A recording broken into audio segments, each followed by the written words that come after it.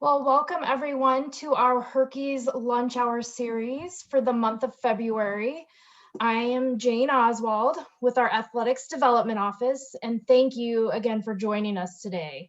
It's great to see so many wonderful people listening. I can't help but move on without mentioning that not only do we have people listening from the Midwest, from Iowa and surrounding states, but I'm seeing California and Colorado, Washington, Arizona, Georgia, and a few other states. So it's great to have so many people participating today. Before we get started, just a couple of housekeeping notes. Your video and microphone are turned off for today, but you can still participate with your questions by using the Q&A option or the chat feature, which are located in your Zoom panel bar. So I'll be monitoring those questions and we'll ask them throughout today's lunch hour webinar. Also, we are recording today's conversation and we'll make sure that it is available later in the month on our website, herkys.hawkeyesports.com. So without further ado, let's get started. I'm going to turn things over to our Deputy Director of Athletics and Senior Women's Administrator, Barbara Burke. Wow, thanks so much, Jane. It's great to be back with everybody again today. You know, we had our first HERkys hour last Wednesday. It was really a lot of fun. I'm looking forward to today's conversation with Debbie Antonelli. So can't thank you all enough for celebrating National Girls and Women in Sports with us.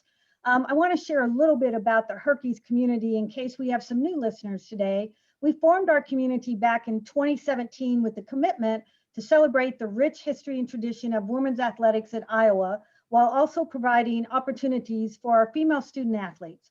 We want to empower our next generation of leaders. I also want to make sure I mention that this is February is Black History Month. I would encourage you to visit our website, and I am not ashamed to share our website with you multiple times today. It's herkys.hawkeyesports.com. If you go to that site, you'll be able to view a lot of special video series. They are highlighting some of our great letter winners, our coaches, our alum, all of those individuals who have made an impact, not only in sport, but in life. Please don't forget also about HERkys Voice. That's our recently produced broadcast. You find those on herkys.hawkeyesports.com as well. This week, you're going to have the opportunity to get to meet and know Tasha Mulligan, a softball letter winner with 2 World Series appearances. And currently, she has a successful career as a physical therapist and trainer in the Des Moines area. Thanks to all of our listeners that are here joining us today. And don't forget, as a reminder, please put through the Q&A or the chat any and all questions that you might have, and we'll work to get to those questions. I am so thrilled to have Debbie with us today. So Debbie, thank you for joining us. Thank you, Barbara, and thank you, Jane. I appreciate you guys including me in your series. This is going to be fun. We're going to get to hear a lot of new and different things from you. And I want to share a little bit about Debbie for our listeners. She is a basketball analyst employed by ESPN and CBS Sports, covering the men's NC2A tournament and Westwood One. She has covered women's professional basketball in the ABL and the WNBA for the past 26 years. She has more than 30 years of experience in sports broadcasting. Typically, when we get to the month of January, there's a lot of basketball happening, and Debbie is traveling covering 3 to 5 games every week across the country, covering various conferences. You know, I could stand here and talk all about Debbie's accolades. I have so much respect for what she does. She is nationally well respected. You can see over her shoulder there a North Carolina State jersey, and that's because she played at North Carolina State under the great Kay Yow. That had to be an amazing experience for you, Debbie. So thank you again for being with us. And I have to say, I'm a little intimidated being the one asking you the questions because you are such a professional. So we'll just have a great, simple conversation. And I know our fans and our listeners are going to really enjoy hearing about you today. So why don't you start by sharing anything personal that you would want our listeners to know? Well, first of all, thank you again. I'm so excited about being here, and this is going to be easy and fun. It's not going to be like my 9 o'clock tip for Ole Miss, Missouri on the SEC network for the men tonight. So I do have a game, and I am calling the games from the home studio. Most people know games on television now. We're not traveling, so we're figuring out how to do it at home and from home. My husband and I have lived in Mount Pleasant, South Carolina for 20 years. We have 3 boys, Joey, Frankie, and Patrick. My son Joey already graduated from the University of South Carolina, so he works for my husband, and they have a sports marketing company and some golf. My middle son Frankie is a senior at Clemson in the Clemson Life program, and I'm happy to tell more about that later if you like. My middle son is quite an amazing. They're all 3 amazing. I was saying to Jane earlier, the only thing better than having 3 boys is 4. And my youngest, Patrick, is a freshman at Emory and Henry. It's a Division III school in the ODAC, the Old Dominion Athletic Conference, and he is a freshman point guard, and he got his first start in his 2nd game. So we're really proud of him and how hard he's worked to make himself a college basketball player. That's awesome, Debbie. And you know, we talk a lot about being a professional woman and having a family, and you are the epitome of that. And you have been successful both in your professional life and your family life. I would love for our listeners, if you're comfortable, to hear a little bit more about your story and Frankie and what he's doing, because it's absolutely amazing. I like to say that there's no one at my level that has 3 kids and doesn't have an agent. I've always had my boys, and my husband have been my agents. It's pretty much been, they dictate how things go here, right? I mean, I don't get to dictate all of it. But my husband is an incredible supporter. We're a team on this whole effort to have dual careers and raise our 3 boys, and we have figured it out. There's no secret formula, excuse me, and there's no one way. You just have to figure out as a team, like on any team, how things can come together and how everybody can benefit. Excuse me. Excuse me. Boy, that would be bad if that happens to me tonight. Better now than later. Yeah, better so now. I think my voice knows I have a speaking quotient, and I think I may have reached it the last couple of days because I've been running my mouth for 3 straight days about all kinds of things. But we just figure out as a team how to do it. I'm not going to say that it was easy or didn't come without some sacrifice, and I'm certainly not going to say I didn't miss things or didn't feel guilty along the way. I certainly did have all that, but I always looked at it like it's not what I have to do, it's what I get to do, and I never have a day off, and I'm okay with that. I'm not looking for my own time to read a book or go to the salon. That's not me. You know, when I go to get my hair done, I have my computer with game film in front of me, and I know I'm the only person in the salon that looks like that. So I'm okay with grinding, working, trying to put the best product forward, trying to serve as many people as I can serve through whatever it is that I do with my platforms. And then we do have a special situation because my middle son has Down syndrome. But when he was born, college was not an option for us. And I've always described my son, Frankie, like this. He's smart, he's handsome, he's athletic, he's very friendly. He's probably in the best shape of all of us. He's probably the best athlete. And he just happens to have Down syndrome. It doesn't define who he is. And Clemson University has this wonderful program, and he is a 4th-year student in that program, and it's a transitional program. It's not the typical academic classes that normal college students would take, but his curriculum, if you will, would be like nutrition and relationship class and how to do things on your phone and apartment class and cooking class and things like that. So they're all beneficial life skill, transitional skill things that he needs, and he's developed incredible maturity and independence while he's been there. And that's what all moms want when their kids go to college. So yes, that's we don't want anything any different for Frankie than we want for the other 2, honestly. Well, it's just amazing that you've been able to raise 3 sons and have an amazing career. And I really appreciate you sharing that with all of our listeners today, because we get that question a lot, probably more as women, the work-life balance, than you might hear in an interview with men. So I appreciate you sharing that. And I know one of the questions that I think some of our listeners will have, was there ever a moment in time, Debbie, that you realized broadcasting was the career for you? Just a quick, a little more background. When I graduated from NC State, I went to Ohio University to get my master's in sports administration. And part of I was a graduate student basketball coach, and I thought I might want to go into coaching. I got an internship at the University of Kentucky, and I spent 4 years there. Ended up being the first director of marketing and athletics there. And then it led me to a job at Ohio State. I was the director of marketing at Ohio State for 4 years. So I have 8 years of collegiate marketing background. And in the times that I was working in college athletics, I was on a path that I thought to be an athletic director. That was what I wanted to do when I graduated from college. And there weren't a lot of women that were athletic directors then, but I felt like with my personality and skill set on the external affairs side from a marketing fundraising, that I would pursue that path and see how that would work out for me. At the same time, I started calling games. And so I'm running this parallel track with, I really love calling games because basketball is what I love, but I really think I want to be an athletic director. And so I'm running along this track, parallel, right next to each other, back and forth every day, doing these things that I love.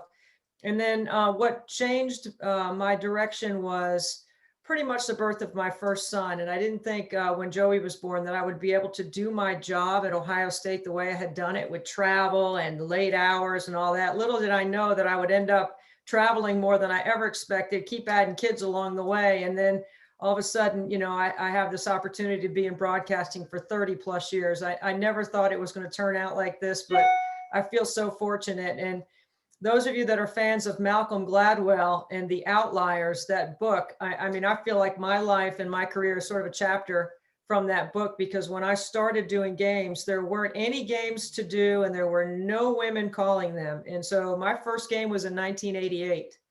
And since then, I've just continued to, work my way up. And now, of course, working for ESPN is an incredible goal that was developed along the way. And then getting to call the NCAA men's tournament for CBS was something I never thought I'd have a chance to do. But I didn't know that Sean McManus had been watching me for probably about 20 years. And I finally got my chance. So that's a huge part of my schedule and a big highlight. So I'm really thankful for that. Awesome. Thanks so much. Hey, Jane, I see some questions coming through the chat. Do you want to share one of those from our listeners? Yeah, we have a great question.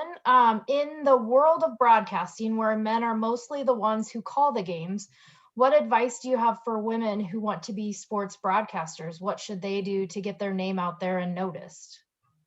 That's a great question. I get that asked a lot. I actually think that it's so competitive right now that you have to create your own niche. So you have to figure out what it is about you that separates or differentiates you from others. Your hard work has to be one of the things that's at the top of your list. And then your ability to network. You have to meet people. You have to put your nose in. You got to take jobs that might seem like they're, no job can be too big or too small, is what I always say. When I first started out, I stuck my nose in the truck. I pulled cable. I sat behind the broadcasters. I asked questions. I tried to figure out how and why they were doing certain things. And actually, how and why are the two things that I use every day in my daily broadcasting career, because that's what I think my job is on the air, to tell you how and why things happen. The play-by-play will tell you who and what. But I have to, say that your hard work has to be at the top, and then finding a way to differentiate yourself is really important. And I still think that my mindset is that nobody's going to outwork me. I am not going to let anybody be more prepared for the Missouri Ole Miss game than I will be tonight. From all the film I've watched, everything I've taken in through the course of the season, the third time I've had Ole Miss, the first time I'm having Missouri, but I have a system of keeping my notes so that when I talk to the coaches, I can always go back and speak to them about something that happened in another game, or just be prepared. That's it. Just be buttoned up on the game and ready. Debbie, that's interesting, because I remember last week our guest talked about, as a woman, being ultimately prepared for any situation, know your field, know your subject matter. And we're hearing that message again from you today. So I think it's really important that no matter what business or what our goals and objectives are, is being a professional, knowing what we're doing, knowing the answers, and just being prepared. I want to take that a step further. We talk about barriers that we might have. We've heard glass ceilings. We've heard those types of things. Is there anything that in your career that you've done to knocked down barriers or, worked through barriers that have helped you achieve the level of success that you have, besides being prepared? Yeah, I can't think of one particular incident or, I think with along with being prepared, I don't know if this is going to ever change. I hope one day it will, but it just seems like the guy that is in the local gym that's at the rec center automatically thinks he knows more basketball than you do. And, there's a moment in time where we've all faced it as women where we have to decide, are we going to let it go? Or are we going to prove to them that they look like an idiot standing there in front of you and make them feel like an idiot for what they said? There are times when you feel like you might need to teach a lesson. And when I try to think about that, I think, well, is that really the right thing to do? And then I fall back on a piece of advice that I had been given before, which was, just go into every situation trying to improve. Don't go into any situation trying to prove. And we all walk that fine line as women trying to, do I really need to validate that I'm supposed to be here? With my career and as much as I've worked and how hard I've worked to get here, am I going to let some guy from the YMCA tell me he thinks he knows more basketball than me? And is it worth it?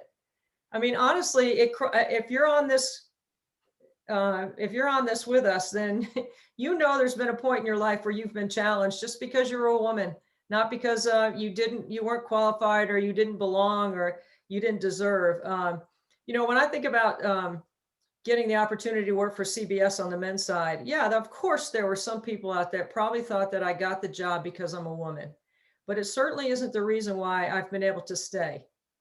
So if your hard work isn't the first thing on your mind, then you're thinking about the wrong things. And then there are going to become times where you do feel like you have to prove it, and you'll know when that is. But, I could cite one story for sure about a situation. I don't know if you want me to tell a story about a situation. It might take a minute, but I was working the NCAA men's tournament and I was in the gym, and this one particular coach came over and sat down in front of us, and it was me and 5 guys on our team, all of our production team. And I'm not going to use any names, but I'll just tell you the short version of it. The short version of it is this coach sat in front of me and I asked some questions about his ball screen defense or about some technical thing about what he was going to do on these situations. And the answers were yes, no, yes, no. Okay. So I went, all right. I'm thinking, don't prove that you know what you're talking about. Just play along. So I did. And when we got done, the guys on my team were like, boy, that was really disrespectful the way he treated you. And I said, no, it wasn't. Not at all. I didn't feel disrespected. First of all, I haven't covered this person's team. They probably don't trust because you don't know me. So why would you give up all the information about the questions I'm asking if you don't have to do that? And so while the guys were put out by it, I took the attitude of, no, it's all right. Don't worry about it. I'm not worried about it. It's fine. What this coach didn't know is that I had done this exceptional preparation on a particular player of his, where I'd gone and watched every single one of the block shots that this player had during the season. It was like 120 block shots. And I charted the 120, and I charted them like this. Did they block them out of bounds? Did they block them into their transition game? Or did they block them in where the opponent could keep it? So 3 different categories with a percentage, with a beautiful graphic that CBS created. So it became the theme running through the game. So from the beginning of the game, we established it like, this is one of the top shot blockers in the country, and look at what this person does with their block shots. And we used it through the whole game. This team wins. The next day we come back to shoot around. And now this coach is like, hey, what's up, Debbie? Like, okay, I didn't have to say anything. Every one of his staff came over to introduce themselves to me. Hey, good job on the game last night. All right, thank you. Thank you. And the best part was this. They're practicing. We've been in the gym for a long time. I'm sitting about free throw line extended on press row, and I'm eating a salad, and I'm right-handed. So I'm eating a salad, and they're practicing, and I'm watching. And this cross-court pass comes flying over the kid's head in front of me. So I'm eating, and I just reach up, snag it. Okay. So I've got a fork in one hand and a ball in the other, and the whole practice stops. And all these boys turn around and look. and I throw it back on the floor. And I look at the coach and I go, and I'm right-handed, because I wanted them to know that, look, I caught that ball with my left hand. A pass was coming zipping across the floor. And that coach cracked up. And since then, I'm golden. Right now, I got no issues. They got no issues. They know how they can tell by the broadcast how much prep and time you took into. Boy, she watched all those block shots. That's a lot of time to watch all this. So it was a lesson in taking my own advice. Go into a situation trying to improve, not to prove that you belong. And That's awesome. It was great for my crew too, because they saw that I wasn't going to be all, snippy about somebody not giving me information. I understand how it works. I've been around a long time. That is great advice. I think all of us can take to heart. I kind of want to shift gears a little bit, Debbie, because I know something that is near and dear to your heart, and that's mentoring young girls and women in sports. And we're going to talk in a minute about your sport camps, and we actually talk about that in your academy. But first of all, there is a young girl that you have been mentoring for some time now. She's a very, very special young lady. I'm going to ask you to talk about Pepper, a little bit about her, and we have a wonderful video, an interview that you did with Pepper that we want to share with our listeners today. So tell us about Pepper. Yeah, I'm so happy to introduce this to you. This is Pepper. She's my friend. She's 9 years old. She's in 4th grade. And I met her this summer through the WNBA. She's a member of the media. She covers the WNBA, and she's starting to cover college teams. And she is a perfect person for our time today. Also, she's an incredible fast friend. Pepper, thanks for being with us. I wish you were here with me in person, but I know that you have to go to school today, so we're glad to have you. Yeah, thank you so much for having me. So let's jump right into it. You're 9 years old. You play a role in the media. You cover the WNBA very extensively. Why did you fall in love with the WNBA? Really, I was very young, and I went to my first WNBA game, and I just saw a bunch of women doing what I loved who looked like me and who were female. And I thought that was just the coolest thing, because I was maybe 3 or 4 when I went to my first WNBA game. And just as I learned more about the league, and not only how they're amazing, fantastic, incredible basketball players, they're also incredible using their platforms that come from their high level of basketball. So the more I learned about them, the more I wanted to bring more attention to them. And learning that there wasn't that many eyes on the WNBA, I knew that I had to do something about that. That maybe me as a 7-year-old, 8-year-old, 9-year-old little girl, that I could make a difference. And I tried my best, and I'm trying my best to bring more eyes to the WNBA, because what they're doing and the way they play and the way they come together and unite to make change is so important, and we need the whole world to see that. The players I know are inspired by you, because I've watched their faces light up on Zoom calls during the summer when you ask a question. And your questions are very well thought out with some research. What platforms do you like to use to promote the WNBA besides, doing Zoom calls? What are some of the other things that you do to use your voice? Well, when we have conversations at school, for example, when we're talking about the Georgia Senate election, like in moments like that where I know the WNBA is relevant, I try to bring that up, and I try to encourage my friends and my classmates that, like, the WNBA has helped with this, and they're amazing, and you should watch them, and you should get your friends and all your parents and all your other friends and to watch it as well. And just to, when the kind of stuff like to do when nobody's watching, like not during my interviews, and just like, oh, there's the WNBA game on. Hey, let me see if one of my friends is watching this, and just stuff like that to try to bring more eyes to the WNBA when nobody's watching, or when it's not recorded, or when it's not on Instagram Live. Pepper, you have become a role model for a lot of young women your age, but also you've provided inspiration for people like me, because like you just said, when no one's watching, are you doing the right thing? Are you being a good role model? What do you think a good role model does for somebody like you?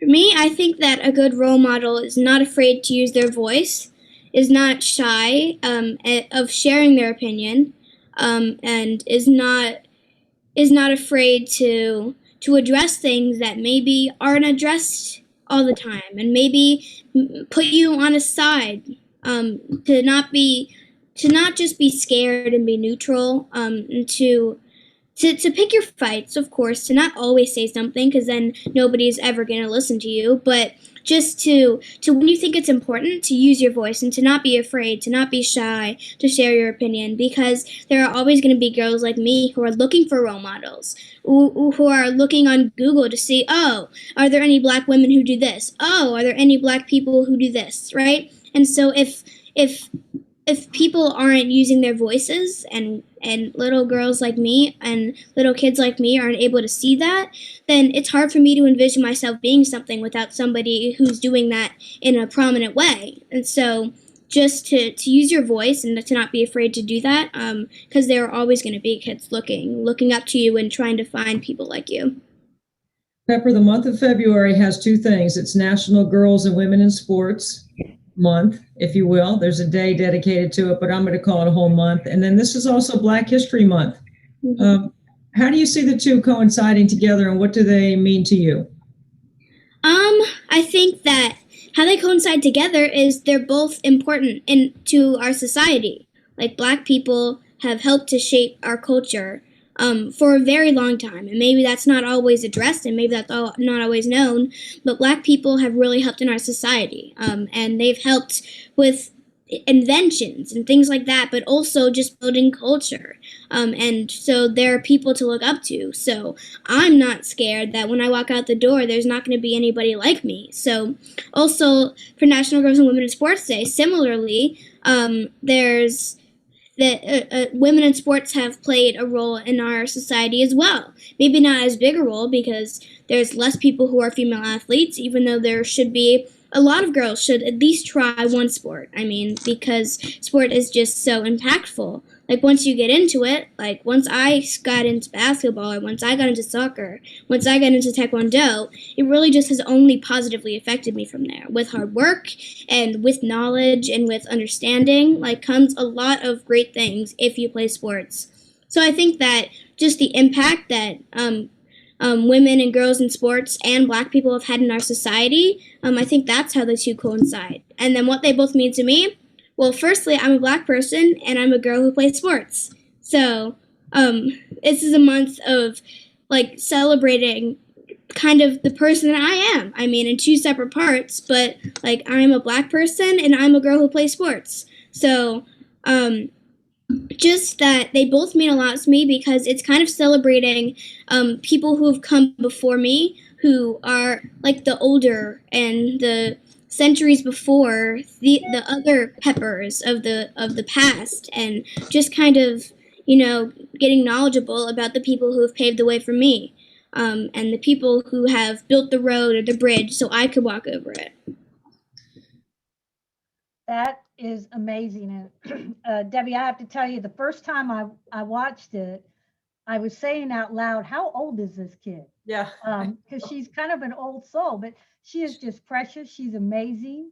What else do you want us to know about her? Oh my goodness. I mean, she's a rising star. I mean, she's already had opportunities. I interviewed her on CBS during the WNBA season, and I feel like that brought a lot of attention. People were not aware, because if you weren't in the Zoom media calls in the WNBA all summer, you may not have heard her voice, but I heard her voice the first time and I thought, that is a young girl. And then I heard her again. I kept hearing her. It wasn't like it was a one-time, like a school project. I was like, this kid's invested. And then I started trying to find out who she was. And then I found her, and I convinced our producers that this would be a really good halftime interview, that this kid is amazing. And she is, I love her. I think I'm hitching my wagon to Pepper. Let me just say that.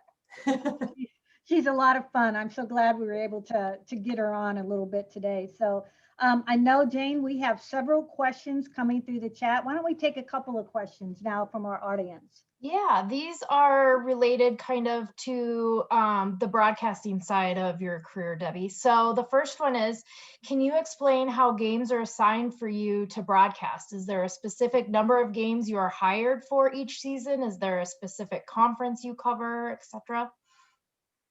So I'm a full-time employee of ESPN. So I'm considered staff, which means we are paid by the mouse, right? Disney owns ESPN. My schedule comes from 3 different people at ESPN. So my schedule comes from somebody who schedules me in the SEC on the men's side, on the women's side, all women's basketball. And then if there's any studio opportunity, that would be also an opportunity. But pretty much my schedule is like Wednesday nights, I have SEC men. Thursday, I have ACC women. And then on the weekend, I have whatever, a big game would be, or big Monday. Like this week I had a game on Monday. I had Arizona, Oregon on Monday, and then I have the Missouri Ole Miss men tonight. Tomorrow I have Notre Dame and Florida State women. That's not right. Syracuse and Florida State women. And then that's kind of how it rolls out. And then ESPN gives me permission. The college basketball management team allows me to work for CBS on the men's tournament. So we do have a contracted number. I am under contract with ESPN, but ESPN allows me to do some other things also. Thank you. I have a women's basketball specific question. So across the women's college game this year, there have been many impactful freshmen, including our own Caitlin Clark. Yeah. How do you see these freshmen changing the future of women's basketball and media coverage?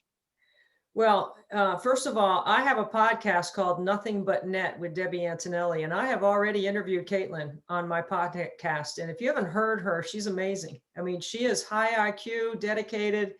To come into college basketball and be ready from day one is just a credit to her conditioning, her IQ, her knowledge, and to Lisa Bluter's system that, Caitlin could just seamlessly flow right in as the point guard in college. I mean, she's an amazing. The Paige Beckers, the Haley Van Liths, the Charlize Ledger Walker, the Caitlin Clarks, those players, particularly Paige and Haley, have great media following already coming into college. I mean, their Instagram followers are, a lot. I don't know what the number is exactly, but their style of play, their ability to score, their personality, how much they love to compete, all those things that we love about watching players that work hard, they all have that. And I learned from Caitlin that I don't know about the player out in Washington, Charlize Ledger Walker, but at one point she was leading Washington, leading the Pac-12 in scoring. And Washington State has not been to the NCAA since 1991, and they could be going this year, which would be in big part due to her. They all have a connection. Like, they keep in touch. Caitlin told me that Caitlin and Paige Beckers communicate with Haley communicate. They text each other and wish each other well. So I think it's kind of really cool that their collective play and effort and competitiveness will raise all boats, is what I'm hoping. So Debbie, I saw another question that I think a lot of our listeners would like to hear. Do you have a memorable moment in your career and you're smiling already, so maybe something has already come to mind, and there's probably more than one, but do you have one that you could share with our listeners? I have so many. I mean, I have been on the call for Gino win number 1,000, Pat win number 1,000, Pat number 900, Jody Conrad number 900. I mean, when I started going down that list, I was lucky to be there on the call for those games. So, and I've got pictures of them in my office from those monumental moments, because I think it's so cool. I interviewed John Wooden once. I thought that was really cool. And there's a story to that. Everything I have has a story to it. I have started writing down the number of incredible milestone moments that I've had a chance to be a part of, because one day I'd like to be able to make sure I can remember them and be able to share them. But I'm trying to think of one. I can tell you what resonates with me more sort of is like this. When I was a player in college, and we were playing in games, and I would look up at the scoreboard. I could tell you we were winning by 8, losing by 6, but I couldn't tell you what the final score was. So it was the competitiveness in me that was probably calculating as a player and, just trying to win the game. So when it comes to the major milestones of winning, those are important and great. But what I remember more, like any competitor, are maybe the more challenging times. Like Lauryn Hill playing in her, if you don't know the Lauryn Hill story, I challenge all of you to Google it. You need to Google it. This is an incredible story. This young woman had inoperable brain cancer, and she wanted to play college basketball. And she was on a team, and the NCAA moved the season up so that she could play. She was a Division III player. And I got to call the game. And that game is one of the most incredible experiences emotionally I've ever been through. So bridging the emotion and the moment to making sure you share the message of why this kid wanted to play, who she was, and how she wants to make an impact on those that were suffering from a similar diagnosis, that knew she was going to die, but she wanted to play college basketball.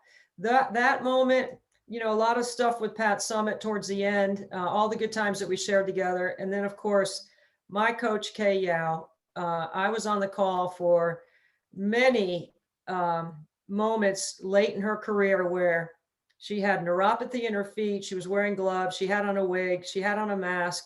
She could barely stand up, yet she was over there coaching her team because that's what she loved to do.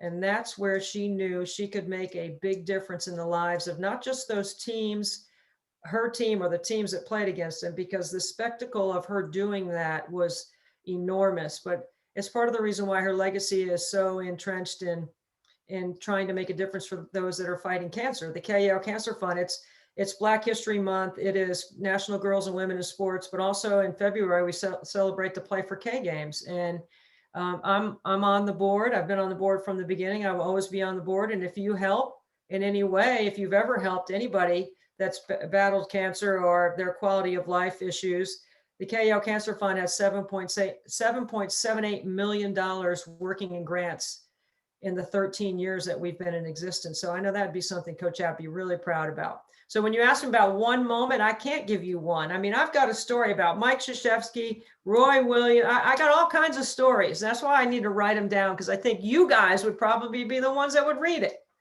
I absolutely see a book in the future, and I'm pretty certain all of our listeners would buy that book. And I had a chance to work with Coach Yao at the NC2A tournament. Amazing legacy, and the work of the K Yao Fund is just simply outstanding. So thank you for your part in that. And I know, Debbie, there's a lot of things that are really important to you beyond sport broadcasting.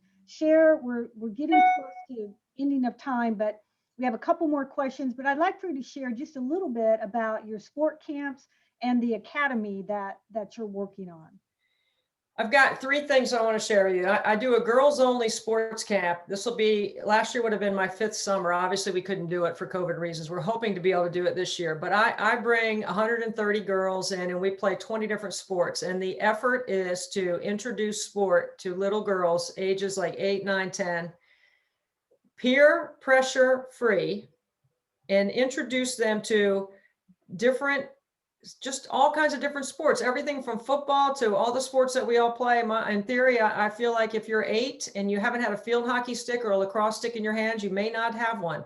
So I'm trying to introduce that. So I bring the police in for self-defense. I also have adaptive sports.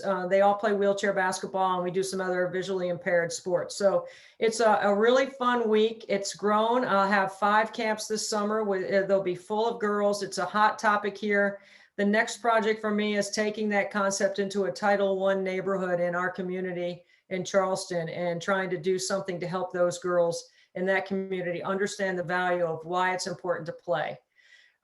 So that I've created a basketball academy this year because we have more time and not traveling. I'm just going to have an academy where we have some teams of girls that play, and I'm going to try to make basketball become a little bit more of a priority here if I can, and try to introduce a sport that I love and teach them how to play. It's something that I love to do. And I have a little more time without travel. And so I'm not an idle person. So I need to make sure I'm taking full advantage of my resource and my time to be able to do something good in the community. And then the last thing I want to say is this right here. I got to hold this up. This is my son, Frankie. Okay. This is my annual fundraiser for Special Olympics. If you haven't seen it, I want you to watch the live stream, May 15 and 16. I will be in my driveway for the third year in a row. I shoot free throws for 24 hours for Special Olympics. So on the top of every hour, I make 100 free throws. And I start at noon on Saturday and I go all the way till Sunday through the night. And the first year we raised 85,000. Last year I raised 125,000. So we're over 210,000. And the challenge is this: the first year we were in the gym and I did this and I had no idea if I could even do it or if it would, work. But I shot 94%. Now listen, I get AARP mail. I'm working my butt off to get ready to shoot free throws for Special Olympics. Last year in my driveway, I shot 89% with the elements, which I'm going to be better prepared to handle the elements of heat and crickets and all the things at night that are creepy around here. Okay. That animals, the deer and everything. I mean, okay. So that's the plan. And so we have a live stream. It's all for Special Olympics. And I'm thrilled to be able to talk about that because my training and conditioning has already started for that. I'm sort of giving myself a little break on Fat Tuesday, but otherwise it's all full out ready because 24 hours staying awake and shooting free throws is taxing, but it's definitely worth it. And I'm motivated to do it because I know what Special Olympics does for my son and for the kids in our community and why it's important.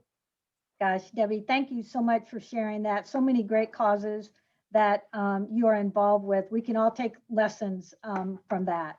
One last question, maybe two, but I know a lot of people have power words or power quotes that, help bring us back to center. I'm pretty sure you have a couple, maybe three, that you might want to share with us today. Yeah, so these balls up here are little stress balls. I carry those around with me when I speak or when I'm on the road. Build, serve, empower are my three power words. Those are my go-to words. Whenever things either aren't going my way or I'm trying to make a decision about something I should or shouldn't do. Build is something that is who I want to be, a builder. I want to be constructive with my time. I want to build up other people. Serve is what my coach thought was the greatest quality of a really good leader. And, if I could walk in her footsteps, that's what I'd want to do is be a servant leader. And then if you take build and serve and you put those together, I think you will empower people to do what they need to do. And those are my three words. So, if somebody dings me on social media or somebody doesn't like something I said, or, somebody's giving me a hard time about whatever, I come back to build, serve, and empower. Is that really something I should be worried about? And I don't need to prove to that person that I know what I'm talking about. Absolutely. Thank you for that. If you could leave a piece of advice for all of our listeners today, what might that be? Well, the try not to prove anything and improve is one that I love. But the other one is, I just think that we need to be all better listeners. Like we just need to be better listeners. If you open up your eyes and open up your heart, open up your ears, and maybe keep your mouth shut just a little bit more, maybe we would all learn a little bit. I know I'm challenging myself to do that. I want to be a better listener. And I'm a solution person, and it's what you get to do. It's not what you have to do. And if it's something that you feel like you have to do, then you probably should evaluate it. If it's something that you get to do, it generally is an energetic, fun-filled, something fun, like positive. And that's the way I sort of look at what I get to do, not what I have to do. And there's a lot of prep that comes with my job, and I don't ever look at it like I have to. I love what I do. I love the gym. I love this. I miss the squeak and the smell and the people and the gym and the snap of the net. I miss all that, but it's after 33 years of being on the road and calling college basketball games all across the country, it's a different change to be home, and we're adjusting.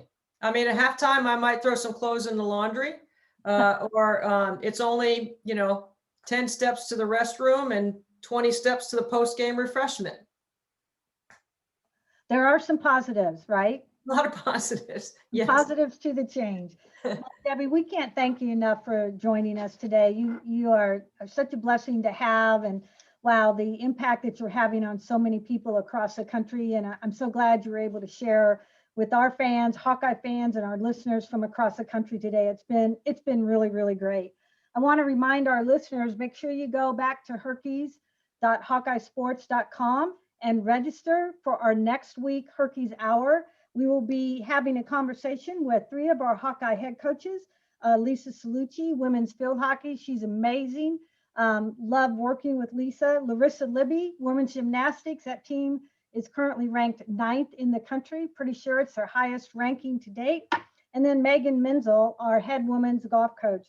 Those 3 will be joining us. Don't forget about the HERkys podcast with Sasha Schmidt, our head women's tennis coach, who moderates those for us, with Tasha Mulligan. One of the things I always try to leave with the group, a couple things, is, I take great pride and responsibility in carrying out the work of all the women that have come before me. I really take a lot of responsibility in that. And I want to pay forward the opportunities for our young women and girls in sports. And I know that a lot of you on the call feel the same way. You heard Pepper use the word fight. She said, pick your fight, if you heard her say that. And I want to leave you all with another quote today. And it just happened to work out from Pepper's interview. It wasn't intentional.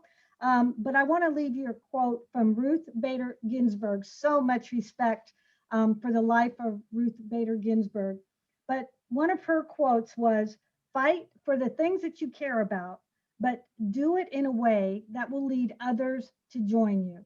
It's important to have that team. It's important to have that supportive team around you. And I am hopeful that today, this 50 minutes that we were able to spend together was a bright, positive moment for you today.